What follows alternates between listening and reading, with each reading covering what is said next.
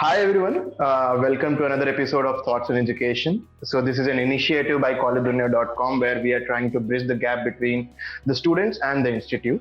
So today we have with us Dr. Pooja Thomas, who is the area leader of the communications area at MICA Institute of Communications, the School of Ideas. So, ma'am, it is great to have you over here, and thank you for taking your time to be a part of this initiative. So, ma'am, we'll start off with a brief introduction of yourself, ma'am. Thank you, Tejas, for asking me to join this interview with you. As you've introduced me, my name is Pooja Thomas. I teach at MICA. I also lead the communication area for the institute.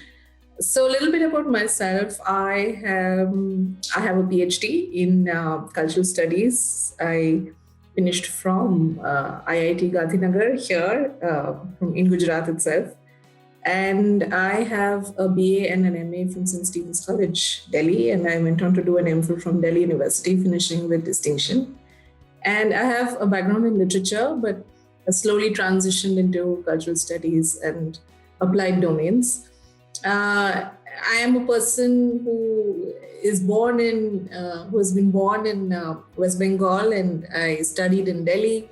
I'm originally from Kerala, but I married and I've settled here in Gujarat. So I am a person of many places. I carry many places within me, their experiences, and the varied intercultural context. So that's who I am. That's great, ma'am. That's great. So, going ahead, talking about you, what are the key factors that have kept you connected to the education sector? Tejas, when I decided to join academics, I did it out of pure passion. I remember the time when everybody around me was applying left, right, and center for bank jobs or for an MBA or even for the IAS. I was very sure that I wanted to do a PhD. I wanted to, learn more about my field, my domain. And I was very sure that I wanted to go into research and teaching. And so it was pure passion actually that has driven me here. But, and also love for what I do. I absolutely love the classroom. I love interacting with students. I love teaching. I also love understanding and knowing more about the disciplinary domains in which I teach, which is largely in the space of culture and communication. And I'm also enormously interested in the cities of India. I'm interested in consumer culture. So these are all my broad areas of research, which I bring into my classroom every day. So both of these things, passion, love for what I do. And, I can read the whole day. If someone gives me the whole day to write, I can do that.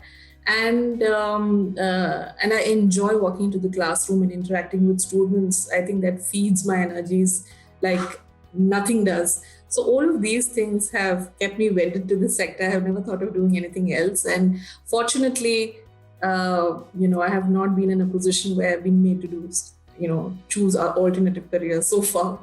So these are the things that have kept me on. That is great, ma'am, because having the varied experience with you I've had in the cultural studies sector, and you being in the communications area, that might be helping out a lot also as well. And when we move on, so how does the curriculum of MICA ensure the best practice of the industry? So at MICA, we have a lot of industry presence. It's built into our curriculum. We engage them as mentors. We engage them as educators. So we invite them as visiting faculty or adjunct faculty. And very often we invite them into making crucial inputs into our curriculum. What kind of topics, what kind of approaches, what kind of softwares, what are the most industry relevant things that we should be teaching them, right? So MICA is an institute that specializes in strategic marketing and communications. So it has evolved over the years from being what it was once, a communications institute. It was known for being in the producing expertise for the communications industry, but we've evolved over the years to provide expertise for communication-led businesses. So we are actually now moving into a very interesting realm of marrying business with and serving their communications needs, as it were. Now, to do this to the best of our abilities, we make sure that our curriculum reflects not only industry knowledge in that sense by inviting partners and mentors to come and teach, and we also solicit the inputs into what our curriculum should look like, but we also have a lot of industry projects. So there are a lot of live projects across many of our courses, a lot of immersive experiences. Apart from the summer internships, we give them hands-on experiences through different kinds of projects that span the city, the rural parts of India, and also a foreign immersion, that is an immersion abroad, right? So the point of all these immersions is to give them challenging situations, give them a problem statement, and use whatever that they have learned at MICA from a strategic marketing and communications point of view, and to apply their sense of that business problem at hand, and to use those concepts, tools, and strategies by which they can better solve that business problem. So these are the ways in which we ensure that we reflect both industry presence and make our curriculum industry relevant, as well as giving them some kind of industry exposure at strategic points in time of the curriculum. That is great, ma'am. That is true, because the marketing and communication sector is a very dynamic place where you have to be abreast with what is going on up to date in the industry, and of course we have to keep constant connect with the industry to see what is it that the consumers are asking for and what is it that what works with them. So what do you think your roles and responsibilities to the college and the students are? So that's an interesting question, because of course, I mean, with reference to the specific role that I have as area leader, my role is, of course, to look specifically in part at, of course, the communications curriculum. And our curriculum is interesting because it offers, training in strategic communication for the workplace, for organizations within the organization. We also train our students and orient them towards cultural fluency. We help them arrive at cultural insights for consumer problems. And we also have, courses and expertise that no other business school has. So we give them a training in semiotics, for instance.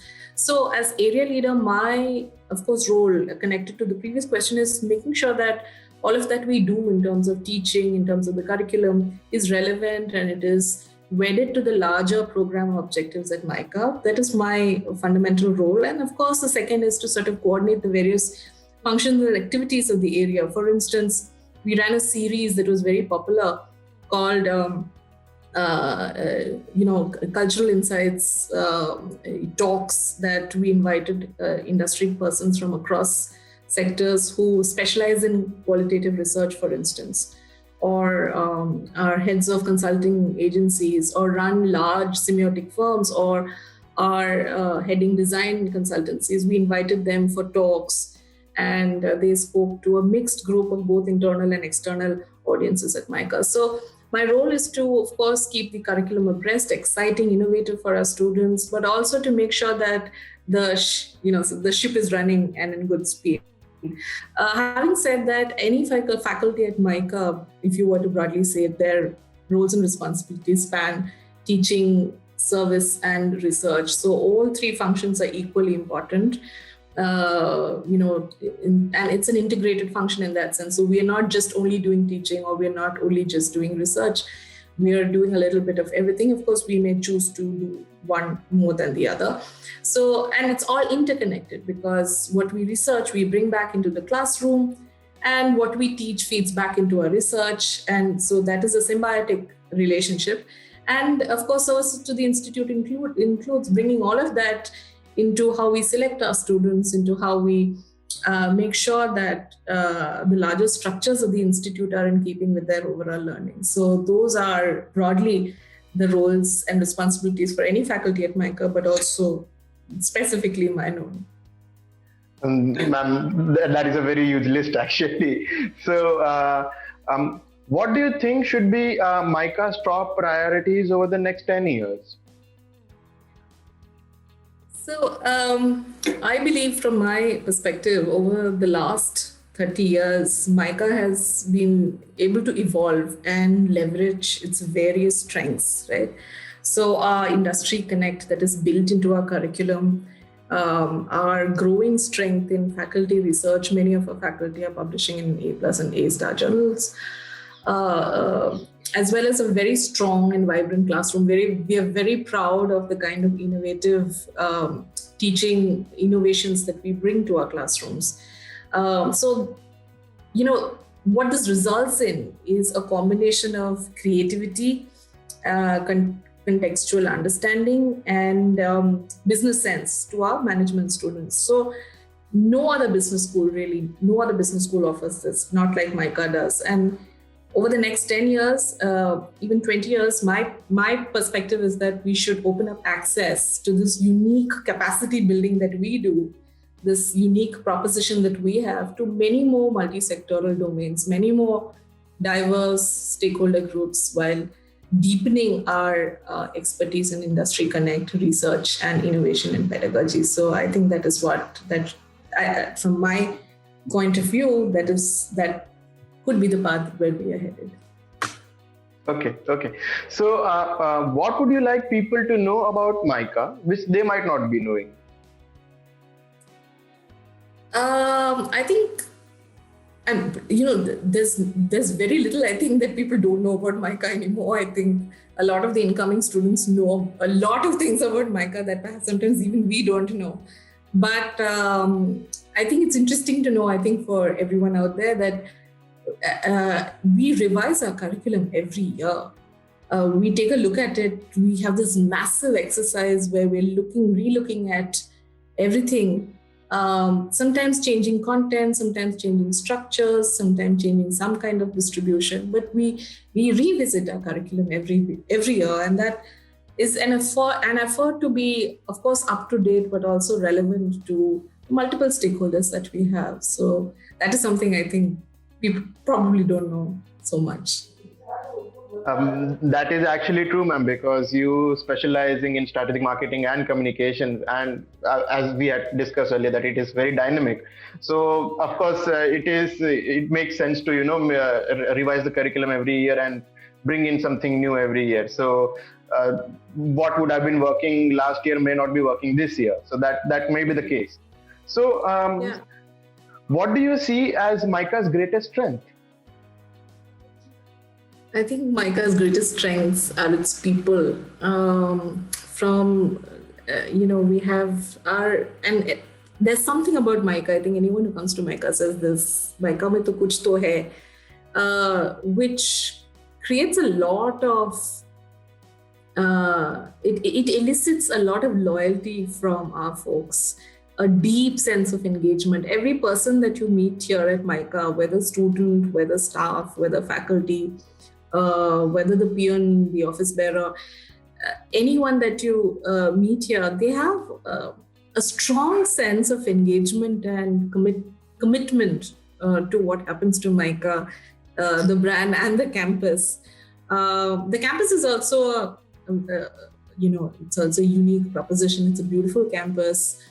There are many myths and stories told about its various spots, Chota, the hostels, the hostel walls, the way in which this entire place is designed, its openness, its greenery. So both of these things, I think the people, not just the faculty, I think also our staff, our program staff, all of these, I think, are MICA's greatest strengths.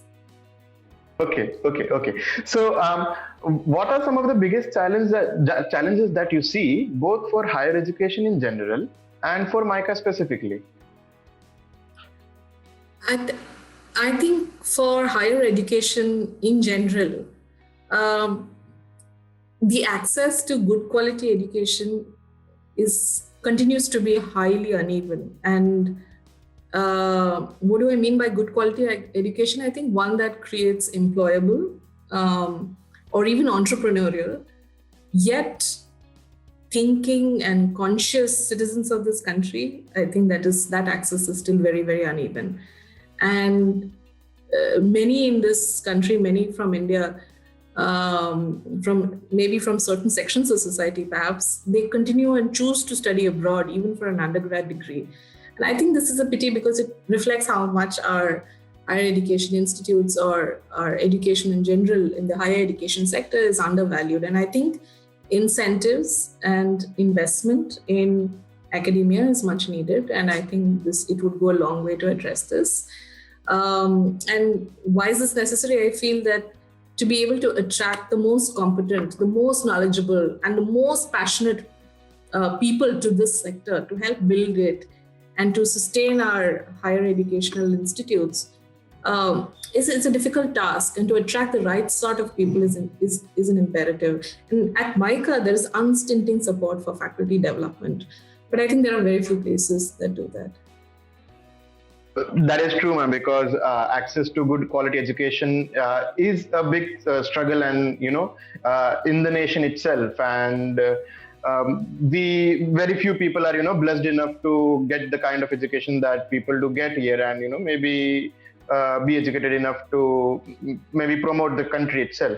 So, any suggestions that you would like to give to the current youth and the aspiring students?